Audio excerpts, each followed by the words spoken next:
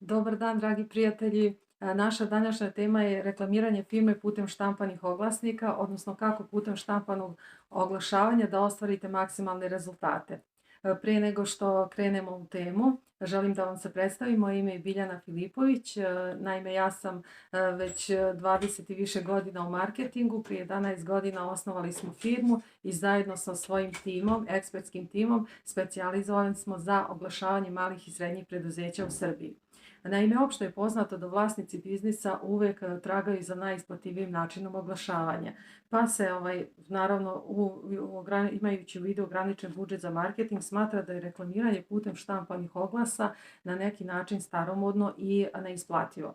Međutim, kada pogledate velike svetske kompanije i brendove, odnosno i na lokalu naše uspešne firme, vidjet ćete da se znači njihov štampani reklamni materijal nalazi, da tako reći, na svakom koraku i oni stalno dolaze do novih kupaca upravo putem ovih marketinških metoda. Znači, možda postoji jeftiniji način oglašavanja, odnosno da se reklamira i predstavi vaš biznis, ali reklamiranje putem štampanih oglasnika i deljenje flajera, ako se adekvatno sprovede, može da vam dovede nove poslove. Mada je ponekad malo, onako da kažem, deprimirajuće kada vidimo dosta materijala na terenu, raznoraznih flajera koji su šturo, neprofesionalno, loše urađeni. Jednostavno, ako poštujete sva određena pravila prilikom marketinške kampanje u štampanom oglašavanju i deljenju flajera, vama su praktično rezultati zagarantovani.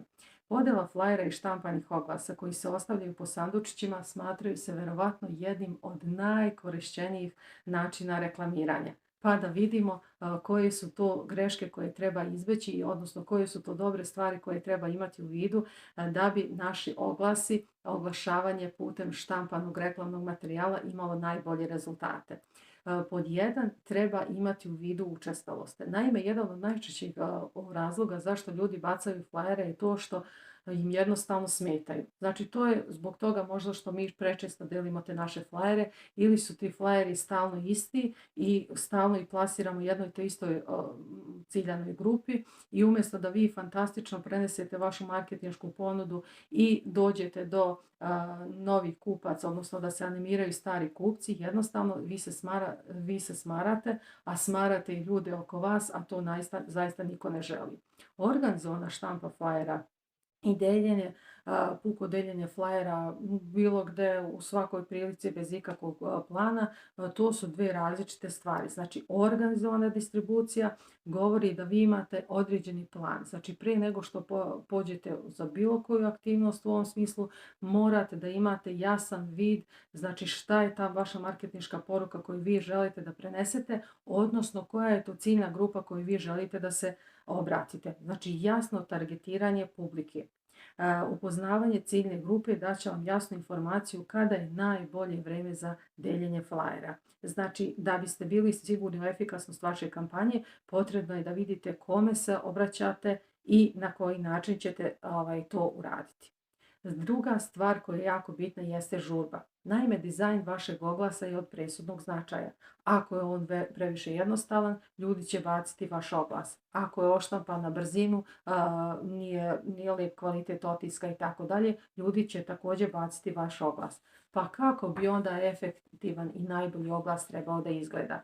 Prvo, taj oglas treba da bude što precizniji. Već u prva par sekunda treba da se jasno vidi ko ste vi, šta prodajete i jednostavno, znači, ako ljudi to prepoznaju, ako im to zaista treba, oni će uzeti vaš oglas ili će ga baš začuvati za onaj naredni period kada im bude potreban vaš proizvod ili usluga. Drugo, ako koristite slike, odaberite najbolje ili nemojte uopšte da ih stavljate. Slike su od presudnog značaja i imaju veliku moć privlačenja, mogu da privuku pažnju na vaš oglas. Treće, vaša poruka treba da bude iznad vašeg logova. Znači, poruka u prvom planu, a logo također treba staviti, međutim, on ne treba da dominira samim oglasom. I na kraju, navedite sve kontakt podatke na koje ljudi mogu da vas kontaktiraju.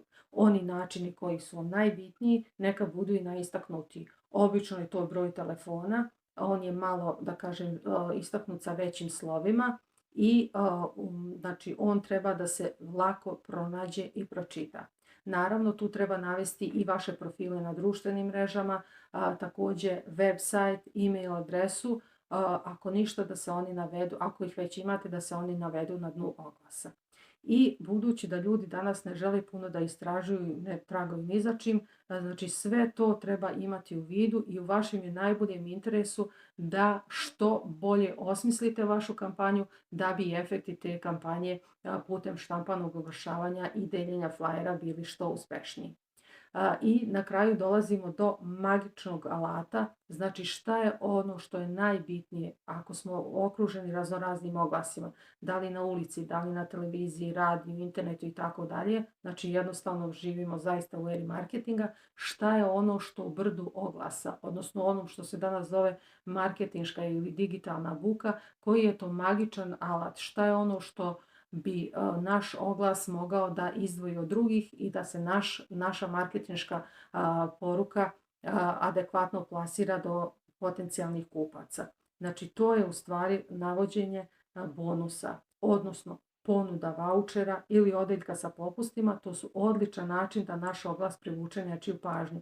Ubacivanjem dodatka za popuste donosiocu oglasa, klijenti koji žele da poruče vaš proizvod imaće dobar razlog da sačuvaju flajer i da ga naknadno iskoriste. Ovo je naročito efikasna strategija kada lansirate novi proizvod i želite da ga kupci isprobaju.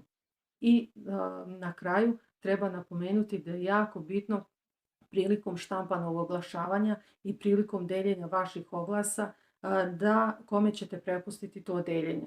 Jer najjeftinija varijanta ne mora uvek da bude i najefikasnija. Zapamtite, jeftino uvek nije znači najbolja opcija. Ne biste uzeli najjeftiniji padobran, zar ne? Ako vam se dopao naš mail, odnosno naša poruka, molimo vas da ostavite u komentaru i vidimo se u narednom videu. Prijatno!